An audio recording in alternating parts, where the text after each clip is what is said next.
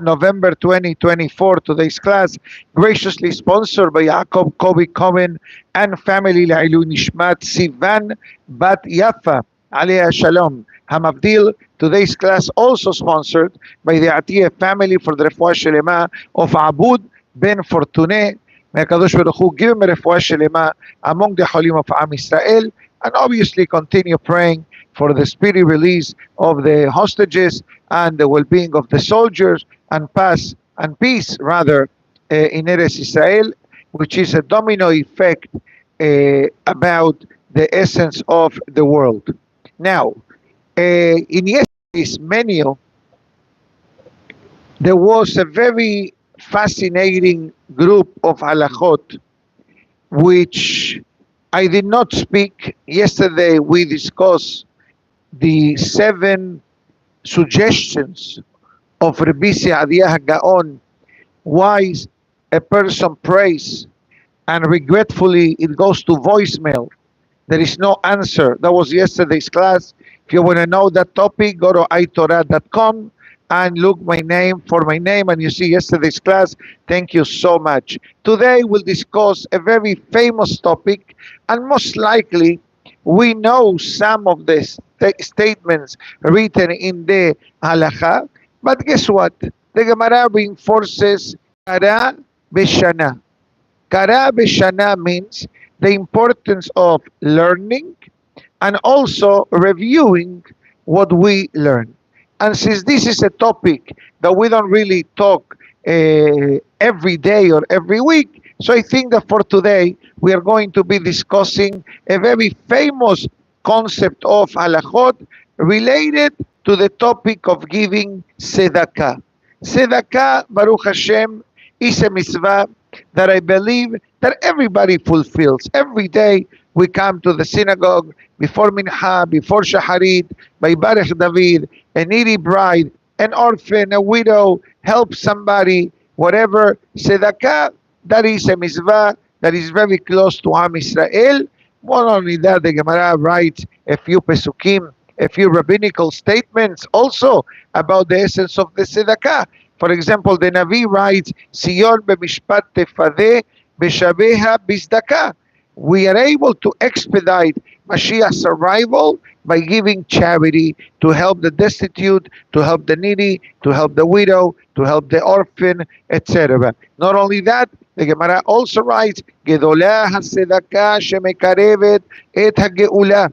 Great is the power of giving charity that expedites and brings Mashiach closer. Shlomo HaMelech says, Uzdaka tasil mimavet. Even if God forbid, has v'shalom, may have been the ultimate decree against a person, the zechut of the tzedakah saves the person's life. I, excuse me, will not go to the full version of the Zohar, but the Zohar touches on this last statement, that what power the tzedakah has that saves a person's life. Short answer, the Zohar says that ani hashuv kemet. God forbid, there are certain scenarios in life that a person may be alive, but really they are not alive. In other words, they are physically alive, but the life is missing some components. And one of the statements of our Torah is, Ani hashuv kemet. A poor person, meaning to say, Has v'shalom, a person that depends and relies on the charity of people, that also takes a toll on the essence of the person. You can call it a sadness, or you can call it emotional pain, or you can call it suffering, whatever word you would like to give. I think that everybody understands that if a person relies on the charity of others, it's not a good feeling for the person. So far, so good? Beautiful. Baruch atah Adonai Eloheinu melech haolam she'akol nehiya bidbaro. So if that's the case, when we give tzedakah to someone, You know what did we do now? The Zohar Kadosh says, Tehiyat HaMetim, resurrection. You resurrected a dead person. A person has a child to marry, or a person has whatever situation, and they don't know, Me'ayin yavo azri, from where my salvation will come. You give a bit, I give a bit, he gives a bit, he gives a bit. The other day it happened to put some money together for a bar mitzvah boy that lost his mother when he was 4 years old. You know what that means? To be raised without a mother, Chas v'shalom, at a very young age. We're not talking about your mother passed away when somebody was, whatever, 40, 50, 70. Talking about 4 years old. So the father becomes the mother and the father, whatever that means, until he finds a second wife. It's not so easy. Who knows if the second wife will be a team player? It happened the other day for a shidduch, a second marriage. The wife, the potential wife says, not a problem, but my 3 children move in with me. How old are your 3 children? 21, 24, 29. True story, by the way. It happened not even a week ago. Right. They're not children. If you tell me 4, 5, 7, he told me this. The fellow told me, if they would have been on the younger side, we can raise them, we can educate them. I feel a part of it. Besimha.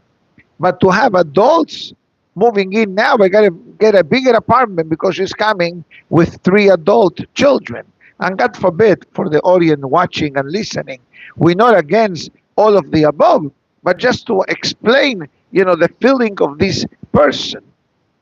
So the Zohar Kadosh writes, and it says that when a person helps someone in need, we are giving a boost of energy to the spirit of the person.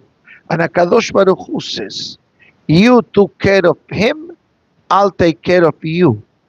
Rashi even brings it and it says, Ata mesameach et sheli, ani mesameach et shelcha. Literally in English means, you bring happiness to my needy. Do you know that God has needy people? Who are the needy of HaKadosh Baruch Hu? The widows, the orphans, the destitutes. And who are the needy of the person? As the Gemara answers, the wife and the children.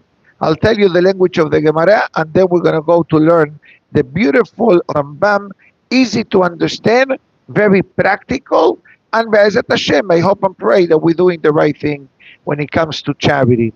The Gemara writes, Shehi behem teluim bo, behu talui bemi she'amar behaya ha'olam. The Gemara says the following sentence.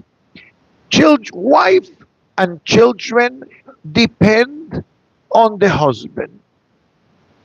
That's part of the responsibility. When a husband signs the ketubah under the chuppah, the basic requirements are what? She'era, kesuta, onata. There are 10 responsibilities. 3 of them from the Torah, 7 of them from Chachamim. But basically, as we have said this in the past, the only information written in the ketubah about the wife is her name, her father's name, family name is the tradition, and a couple of beautiful titles to elevate the essence of the person. But all that Megillah that you see in the ketubah, that basically means the responsibilities that the husband needs to fulfill for his wife. The concept of clothing, the concept of feeding her, emotional, time, physical, spending time together, and the dress code is not goodwill. Nobody laughed. You got it, right? Hazako Baruch. You got to give them garments according to her age, according to the weather. You cannot tell it, okay, you have 2 shirts and 2 skirts, that should last you for a year and a half. That doesn't work, Rohi. There are colors for the summer, right? You married? Baruch Hashem, you know this then. Welcome to the club. Colors for the summer, colors for the winter. It's true. True. Hazako Baruch. Right, whatever. The sender, the age, the event. You know, you go into a Sabbath, is one type. You go into a wedding, is a different. You go into a Shabbat Kiddush in the Knis, is different. In other words, there are different codes, and I hope the husbands listening and watching to this say, my rabbi, your speech cost me now $2,000. Mehila, Mehila, if you needed to wait after so many years of marriage, what I just said today, you need to go back to first grade. But these basic things. So the Gemara says the wife and the children depend on the husband, and the husband depends on the creator of the world. Meaning to say that often the main reason why a person gets a beracha is not so much for the zechut of the husband, but it's actually for the zechut of the wife and the children, the way the Gemara writes elsewhere. So with all that being said, let's take a dive in a very famous segment of the halachot of tzedakah, discussing priorities in tzedakah. There are a lot of cases. There are a lot of needs. Now, where do I prioritize my giving? I have to support the synagogue. I have to support the Hesed Fund. I have to support renewal. I have to support the Kolel. I have to support Efrat. I have to support whatever group is there to support. So then how do I diversify my charity and the maaser that I have to give? And I'm not committing myself at this moment that I'm going to provide you every answer to this question, but I think that if you bear with me for a few minutes, I will discuss very quickly the 8 levels of charity. Be'ezat Hashem, that may give us a certain guidelines of exactly how to function in this particular matter. Don't think that it's easy to give tzedakah. And I'm not talking about on giving, but some people may have a difficulty, like maaser. They don't understand, why do I need to give? I worked, I did, why do I need to give? Because when you give, Hashem justifies why is he giving you. The Zohar Kadosh, or no Mehila, the Gemara writes, if Hashem loves the Ani'im, why did God create the poor and the destitute? Don't create them, make everybody wealthy. And that way, you have no problem. Just no, because many times the reason why a needy person exists is so the wealthy can provide for them, and that justifies the blessing to the wealthy.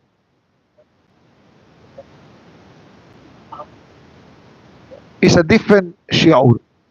It's a separation in Jewish law between maaser and tzedakah.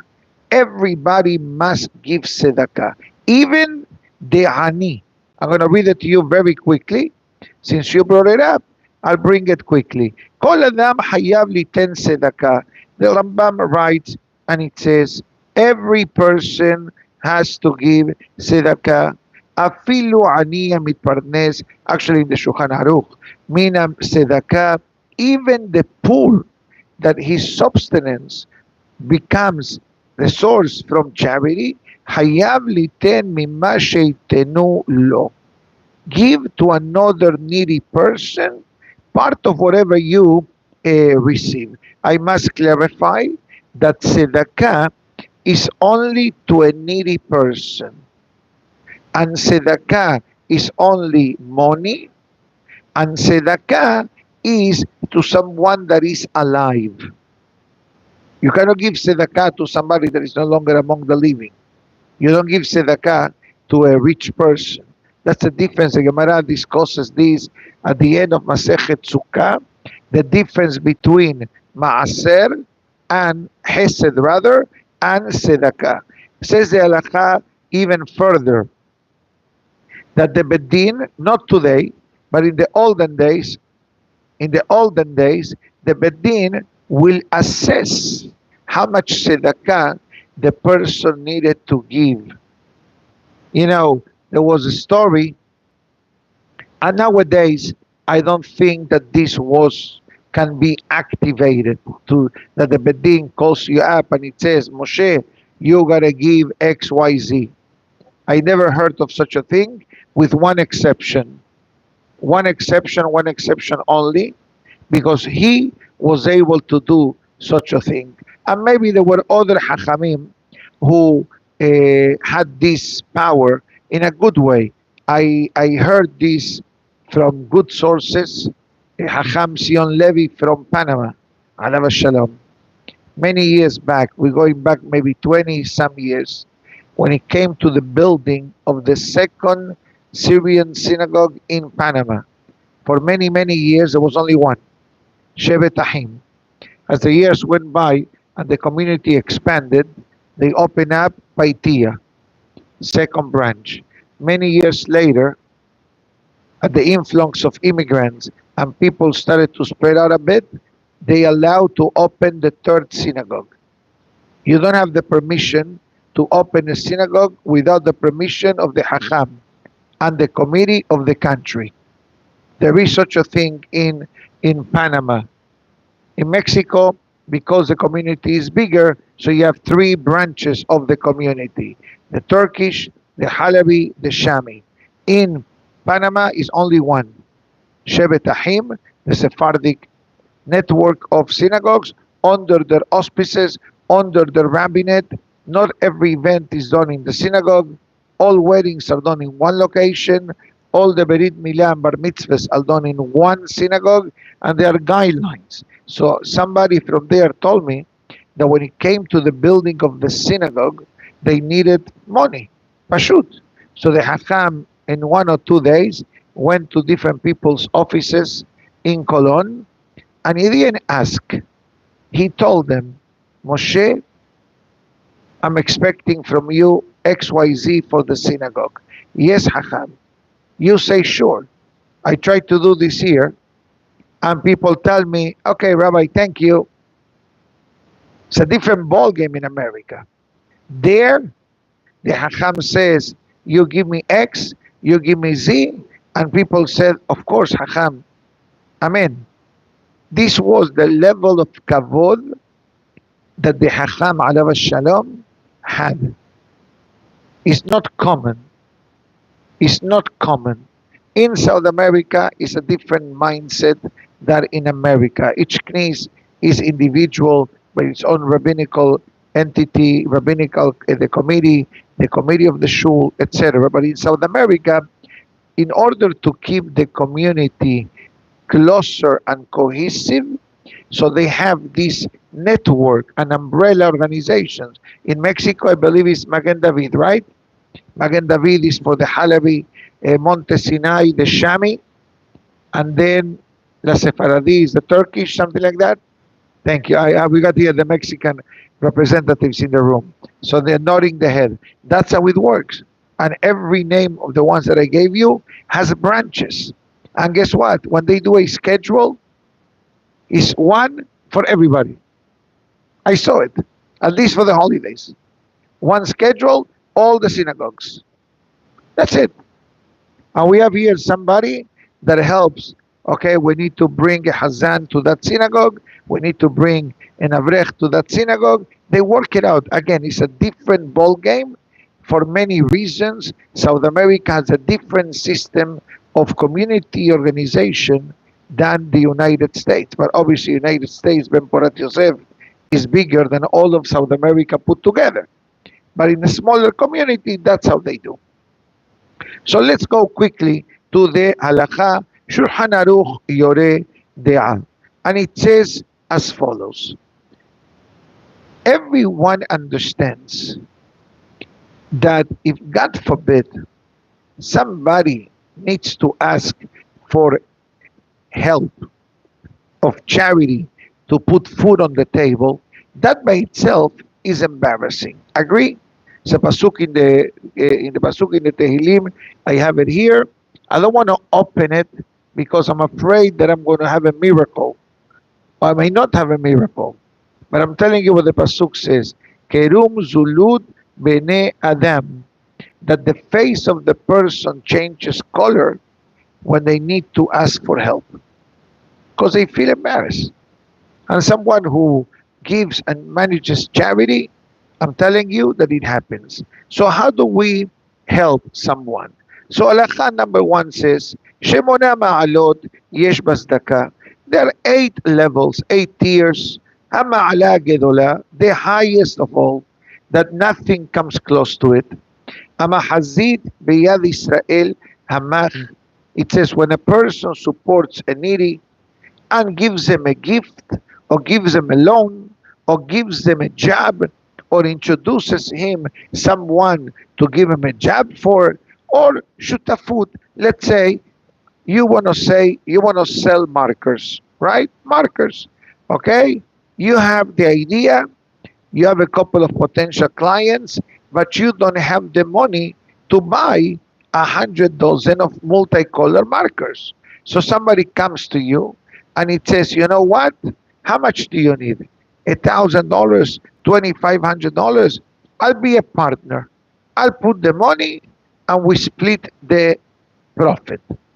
This is the ultimate level of tzedakah. Why? It's a pasuk actually. Yegia kapecha ki tochel. You go to work. Oh, now I have goods. Now I have goods. I can sell them to you. I sell you 5 dozen. I sell you 10 dozen. I sell you 3 dozen. You understand? So the person, A, you gave him an incentive and you reactivated the sleeping emotional essence of being. That's the highest one. כדי לחזק ידו שלא ישתרך לבריות. This kind of great deed strengthens the hand of the needy, that he doesn't have to extend the hand to ask. And this, the pasuk writes, "Behezakta bo." It's a pasuk in the Torah that it says, "You strengthen the one that may be crashing." Number two, anoten tzedakah le'ani. Now the person gives charity, not a gift, not a loan. So there are 3 levels now. You have gift, loan, charity. Now, ולא יודע למי נותן, ולא יודע אני ממי מקבל. Suddenly you come to me and you say, Rabbi, I want you to take this envelope, give it to a needy family for Shabbat. Beautiful gesture. What happens? Then I found a family who really needs it, and I give it to them.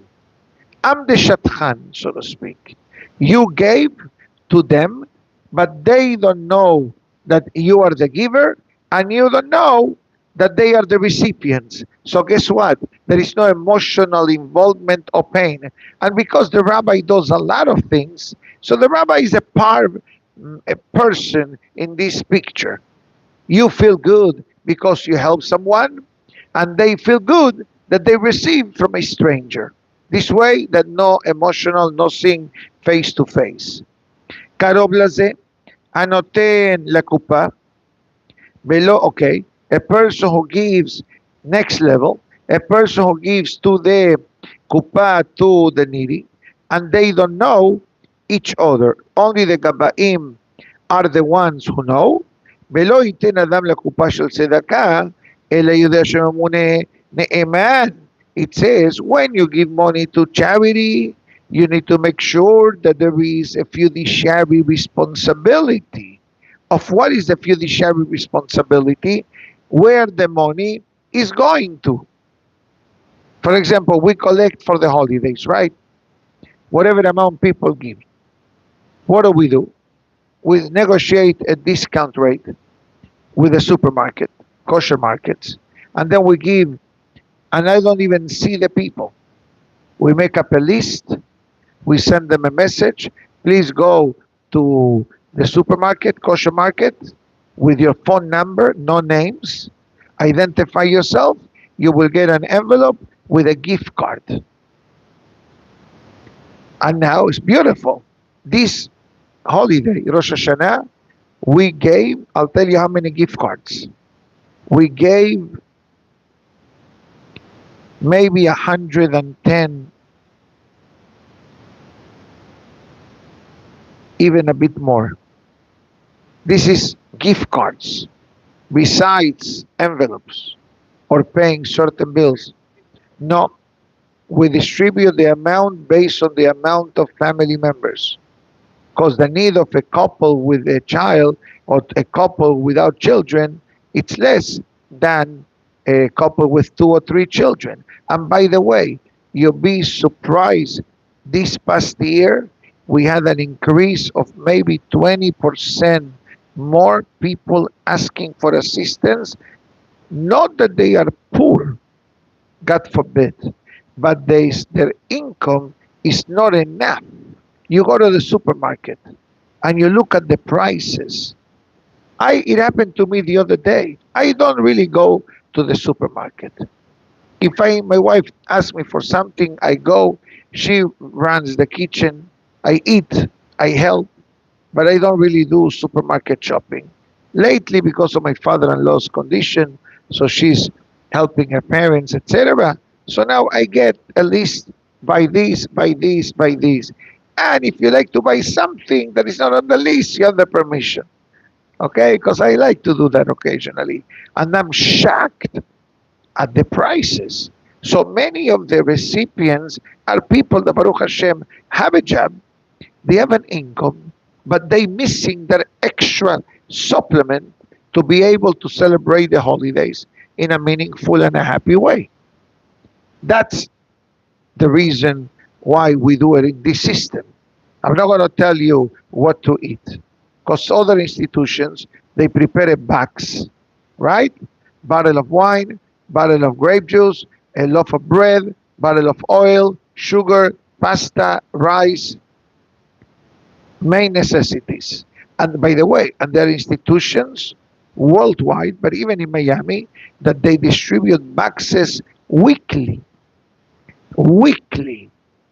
Weekly. So what we are doing now is we're trying to create a network. So we work based on neighborhoods and particular necessities. There are large families that the necessity is so great that they need to get assistance from 2 different sources, because for one source they will take, more than allowed amount. But Baruch Hashem, this is done in a beautiful way, and everything is done in writing, and Baruch Hashem is beautiful. The next level, that the giver knows who the recipient is, but the recipient doesn't know who the giver is. It's not the best. It's number 4. It's not the best. The best is when no one knows. There's no human. But let's say he comes to me and he says, Rabbi, I have an envelope. Can you give it to Mr. XYZ? So now he's telling me with a specific destination, with a specific name. He knows who the recipient is, but the recipient doesn't know. The previous cases was that he doesn't know who the recipient is. So he sees them and he says, oh, I gave them. That's why it's number 4. Next, the next one. Or the Gemara writes a very interesting concept. The Gemara talks about Mor Okba. Mor Okba used to be a rabbi with a lot of beracha, a lot of parnasa. And whenever he will give tzedakah, how he will do it? He will walk down the street and he will throw back envelopes. So the recipients saw who the giver was, but the giver didn't know who the recipient was. Now you may say, Rabbi, how can somebody throw envelopes? I'm using common words. Back then, I don't think envelopes existed with currency inside. Well, they had metal, they have coins, whatever they had. But that's basically how they work. It used to give. And it says, "V'kacha ra'ui la'asot." And that is a beautiful way of doing it, the way the Gemara writes in Masechet Ketubot. And especially if you're not sure whoever is handling the tzedakah knows the halachot and knows what they are doing. Another case is שיודע אני ממי נוטל ולא יודע נותן למי נותן. Imagine yourself, a poor person comes to me and he says, Rabbi, can you ask from Ike some help for the holiday? I come to him, I said, there is a needy family who needs help, right? But that recipient told me to go to you. So you don't know who you're giving it to, because I'm the middleman, but the recipient knows that I talked to you and you gave. You understand the difference? One thing is that you told me to give it to him. The second case is that he says, go get it from him. Another one, the Lecha writes, it says, שיקדים וייתן לעני בידו. The giver gives it to the needy in the hands. He comes over to the person and say, you know what? I know the holidays are coming. Please enjoy the holiday. So the giver sees the recipient before the recipient asks for help. You do preemptive action. You follow? Nice. The next one, שייתן לו כראוי, אחר שישאל. The other one, lower level, is that the needy person came to the giver and he says, listen, the holidays are coming and I'm a bit tight. Can you help me? So he came and asked you and you gave him. And because why this is not very good? Because the needy needed to come over to the giver to ask. And to ask, there is busha. There is this embarrassment level. The next one, שייתן לו פחות מהראוי בסבר פנים יפות. The needy came and asks you directly. First case was, I need help for the holiday. Not a problem. Take the envelope. Let's give a simple number, $360. Okay, nice gesture. Then he comes, second case, he comes to you, I need help for the holiday. But instead of giving 360, you give him 101 with a smile. With a smile. It's a difference. You'll see now what's coming soon. You give him less than what he was expecting, but you did it to say, I wish I can do more, but this is what I can afford today, with a smile. That's nice. Number 8, that you gave him the less amount expected, but yani no smile. That's the lowest. Because the fellow, it's already embarrassed that he needed to come. And imagine how he feels when you gave him less than what he thought that he will need, so to speak, and you graded him without the smile. In the previous case, you say to the person, I wish I can do more. That's already, you give him peace to the ani. You're recognizing his need. And you give him a beracha. You do it with happiness. Even though the person didn't get the amount that he expected, but he walks out with a certain level of pride. But when we give, obviously, the lower amount, and he say, you know what, take this money and don't bother me, please, the next Pesach.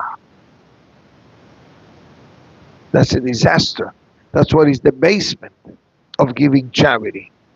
And it says, Al kol panim, nevertheless, lo yitpa'er ha'adam bizdaka shenoten. Whatever you give, keep it to yourself. Sometimes people say, I gave this, and I give this, and I give this. If you're doing it in order to give an incentive, motivate others, like they are, for example, matching grants, matching funds. Okay, I gave 10, every 10, I give an extra 10. That's a different story. You're doing it to create an incentive. It says, but to brag about it, yeah, I gave so much. I gave 501 for the Pesach phone. Yeah, that's very nice. But when the Pesach phone is $75,000, that is a drop in the bucket. You are allowed to, unless they tell you don't do it. Mefarsemim oseh mitzvah. So there are two ways. If the person is telling you, don't put the name on the building, don't put it. If the person puts it, it's fine, as long as the person doesn't brag about it. If a person is going to start bragging about it and having an attitude about it, not only that is not good, but because of his attitude, the zechut that he will be able to earn now becomes a deficit, because you take pride in your arrogant type of talking about it. And that's what it says here. אלא אפילו מענישים אותו, God forbid. He pays the price. Why? Because he's acting in an arrogant manner. ומכל מקום, nevertheless, to answer your question, הלכה, מי שמקדיש דבר לצדקה, מותר לו שיכתוב שמו עליו. You are allowed to put the name. For example, we open up sometimes the books. You see right here, Hazako Baruch, in memory of Le'ilui Nishmat. That is permissible. But if suddenly the person is going to walk around and say, look what I did. Look what I did. Look. You see the CU you're using? Is because I donated it. Forget about it. And there are people that are very humble. Many times you hear me saying the word anonymously sponsored or anonymously dedicated is because the person told me, Rabbi, announce it, but please don't announce my name. And sometimes, and somebody told me this many years back, I put Anonymous New York, Anonymous Miami, Anonymous Mexico. So I highlight a hint or deal. Because sometimes say, I know Anonymous, I'm the one. I know you're not the one. That's why I put Anonymous from whatever. This way, everybody's happy, and we give at least a certain level of kavod. But also, as we said a few moments ago, announcing, it gives hizuk to people. That's why sometimes, as I said before, the matching concept. I think the class of today, it's very practical and very relevant to everyday life. May Hashem give us a zechut to always be in the giving part and not, God forbid, the opposite, and to give whichever level, but as we always said, do it with happiness. Do it with happiness and be happy that you are able to give. They're able to give. It's a gift, because some people are married to their money and they don't know how to give. Some people ask me, Rabbi, why do you give tzedakah? Why do you give money when you go to the Misheberach, to the synagogue, to the Safra? It's very simple. Because I saw this from my parents. I saw this in my home. I saw my father, alav shalom, giving with happiness. I learned that from him. And my mother says, I'm not sure you gave enough. True stories. I think you should do more. I learned to give, besides the great examples in my life. Throughout, right? You have to learn how to give. Some people are so stingy, and they believe that they give, they will become poor. They don't understand that when you give, you have guaranteed return. It's a pasuk in the Torah. It's a pasuk in the Torah in Bereshit Kitisa in the beginning. You give, guaranteed. The Rambam also writes, Le'olam, forever. And Adam ma'ani et atzmo min hatzedakah. In other words, you did something to help somebody, there is no negative side effect. Hashem will reimburse you with great more and more and more and more. ברוך אדוני לעולם, אמן באמן. רבי חנניה בן עקשיא אומר, רצה הקדוש ברוך הוא לזכות את ישראל לפיכך. הרבה להם תורה מצוות שנאמרו